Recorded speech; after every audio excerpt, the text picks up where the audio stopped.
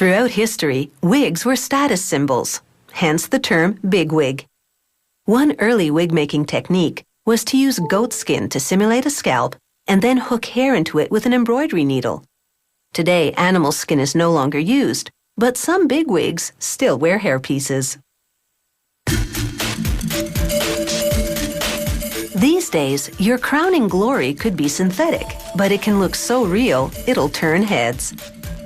To make a custom wig, a wig master measures the client's head from all angles because heads come in many shapes and sizes. He wraps her head in cellophane, twisting it just under the earlobes.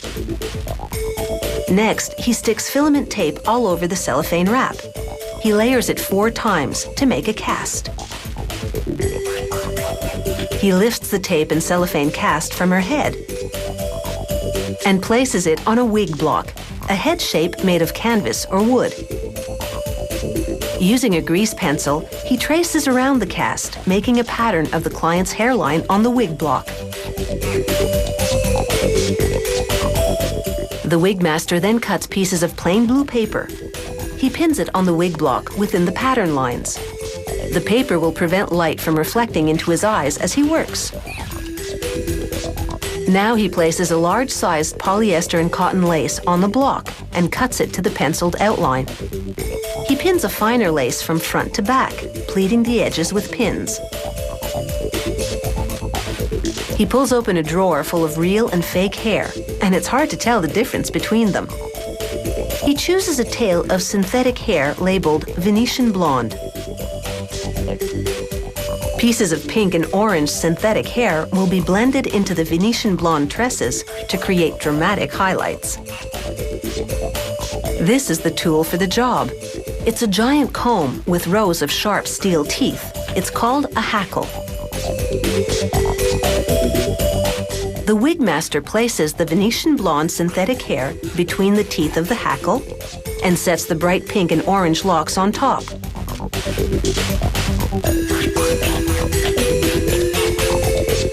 Now he repeatedly drags the hair through the hackle. He loses some strands in the comb, but those are usually the weaker ones. This is called hackling, and the action gets progressively more vigorous. He twists and twirls the tail as he pulls it through the hackle. This is actually dangerous work. One wrong move, and he could pierce his hand on the barbed comb.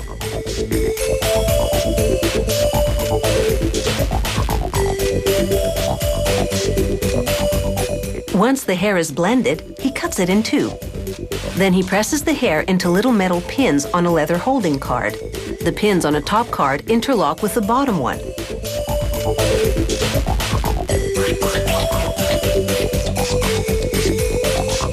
He pulls hair out of the holding cards a few strands at a time. With a small needle that looks like a fishing hook, he knots the strands into the lace, beginning at the nape. This is called ventilating. It's very similar to rug hooking.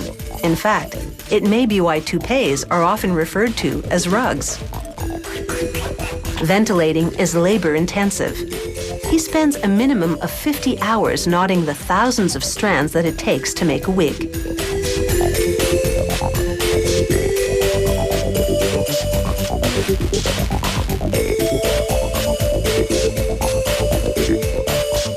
Partway into the job, he combs out any tangles and flounces the hair to make sure it moves naturally. Wigs for film and TV are usually made by hand rather than machine because the result is more authentic looking. Because the camera tells all, the wigs need to look as real as possible.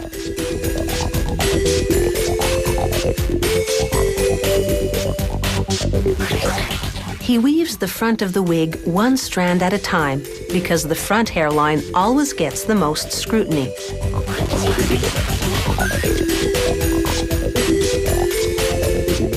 Now it's time for the fitting and the transformation.